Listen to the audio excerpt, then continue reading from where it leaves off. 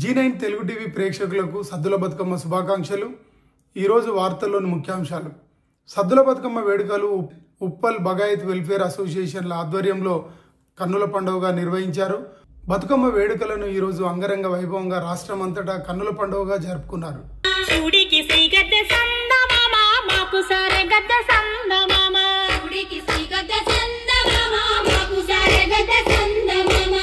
సరూర్ నగర్ లో జరిగినటువంటి బతుకమ్మ వేడుకలు ఈరోజు గిన్నిస్ బుక్ లోకి నమోదు కాగా, ముఖ్యంగా ఉప్పల్ బగాయత్ వెల్ఫేర్ అసోసియేషన్ లో జరిగిన వేడుకలను కన్వీనర్ మేకల మధుసూదన్ రెడ్డి ఆధ్వర్యంలోని సభ్యులు చేసిన విస్తృత ఏర్పాట్లు మహిళా మనులను ఎంతగానో ఆకట్టుకున్నాయి.